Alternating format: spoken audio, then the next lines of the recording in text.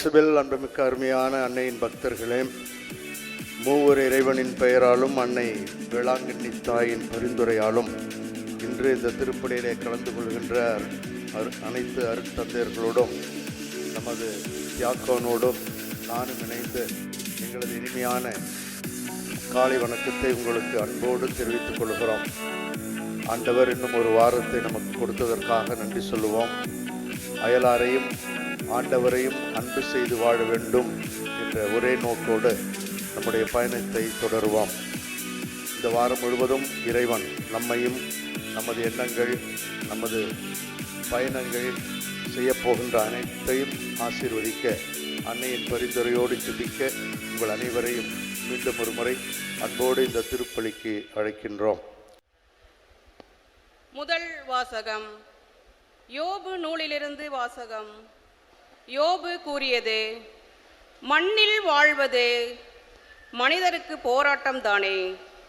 அவர்களின் நாட்கள் கூலி ஆட்களின் நாட்களை போன்றவை தாமே. நிழலுக்கு ஏங்கும் அடிமை போலவும் கூலிக்கு காத்திருக்கும் வேலையாள் போலவும் வெறுமையான திங்கள்கள் எனக்கு வாய்த்தன. இன்னல் மிகு இரவுகள் எனக்கு பங்காயின. படுக்கும்போது எப்போது எழலாம் என்பேன். இரவோ நீண்டிருக்கும். விடியும் வரை புரண்டு உழல்வேன். என் நாட்கள் தரியின் ஓடு கட்டையினும் விரைந்தோடுகின்றன. அவை நம்பிக்கையின்றி முடிவடைகின்றன. என் உயிர் வெறுங்காற்றே என்பதை நினைவு கூர்வீர்.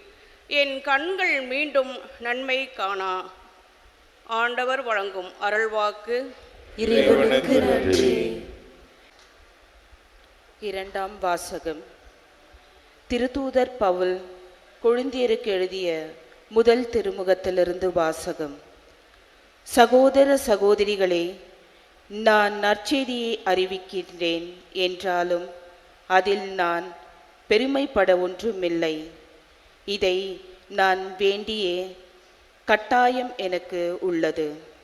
நற்செய்தியை அறிவிக்காவிடில் ஐயோ எனக்கு கேடு. இதை நானாக விரும்பி செய்தால் எனக்கு கைமாறு உண்டு. நானாக விரும்பாவிட்டாலும் இது என்னிடம் ஒப்படைக்கப்பட்டுள்ள பொறுப்பாக இருக்கிறது. அப்படியானால் எனக்கு கைமாறு என்ன?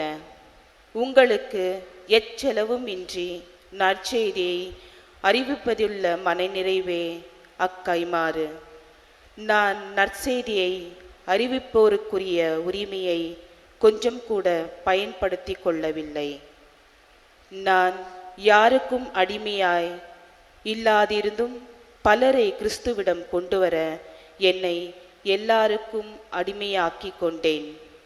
வலுவற்றவர்களை கிறிஸ்துவிடம் கொண்டு வர வலுவற்றவர்களுக்கு வலுவற்றவனானேன். எப்படியாவது ஒரு சிலரேனும் மீட்கும்படி நான் எல்லாருக்கும் எல்லாம் ஆனேன். நற்செய்தியால் வரும் ஆசியில் பங்கு பெற வேண்டி நற்செய்திக்காக எல்லாவற்றையும் செய்கிறேன். ஆண்டவரின் அருள்வாக்கு. இறைவனுக்கு நன்றி.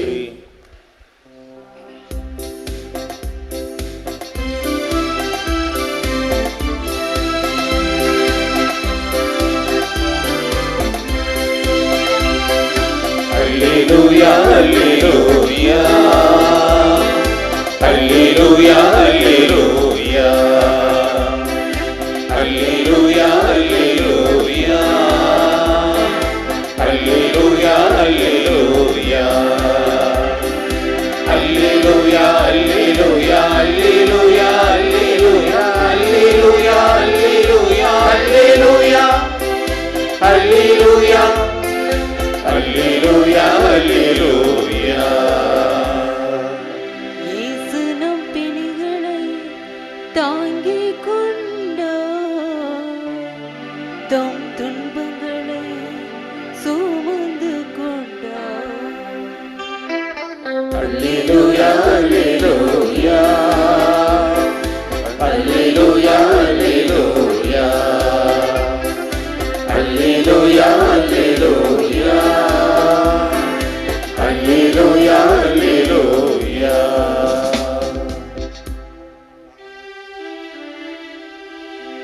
ஆண்டவர் உங்களோடு இருப்பாராக. உம் ஆன்மாவோடும் இருப்பாராக. மார்க்கு எழுதிய தூய நற்செய்தியிலிருந்து வாசகம். ஆண்டவரே மாட்சி உமக்கே. அக்காலத்தில் இயேசுவும் சீடர்களும் தொழுகை கூடத்தை விட்டு வெளியே வந்து யாக்கோப்பு, யோவானுடன் சீமோன், அந்திரேயா ஆகியோரின் வீட்டிற்குள் சென்றார்கள். சீமோனுடைய மாமியார் காய்ச்சலாய் கிடந்தார். உடனே அவர்கள் அதை பற்றி இயேசுவிடம் சொன்னார்கள். இயேசு அவர் அருகில் சென்று கையை பிடித்து அவரை தூக்கினார். காய்ச்சல் அவரை விட்டு நீங்கிற்று. அவர் அவர்களுக்கு பணிவிடை செய்தார். மாலை வேளையில் கதிரவன் மறையும் நேரத்தில் நோயாளர்கள், பேய் பிடித்தவர்கள் அனைவரையும் மக்கள் அவரிடம் கொண்டு வந்தார்கள். நகர் முழுவதும் வீட்டின் வாயில் முன் கூடியிருந்தது. பல்வேறு பிணிகளால் வருந்திய பலரை அவர் குணப்படுத்தினார். பல பேய்களை ஓட்டினார். அந்த பேய்கள் அவரை அறிந்திருந்ததால் அவற்றை அவர் பேசவிடவில்லை.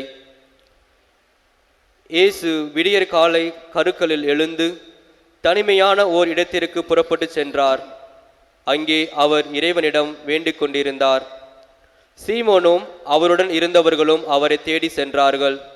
அவரை கண்டதும், எல்லாரும் உம்மை தேடிக் கொண்டிருக்கிறார்கள் என்றார்கள். அதற்கு அவர், நாம் அடுத்த ஊர்களுக்கு போவோம், வாருங்கள். அங்கும் நான் நற்செய்தியை பறைசாற்ற வேண்டும், ஏனெனில் இதற்காகவே நான் வந்திருக்கிறேன் என்று சொன்னார். பின்பு அவர் கலிலேய நாடு முழுவதும் சென்று அவர்களுடைய தொழுகை கூடங்களில் நற்செய்தியை பறைசாற்றி பேய்களை ஓட்டி வந்தார். ஆண்டவரின் அருள்வாக்கு. கிறிஸ்துவே உமக்கு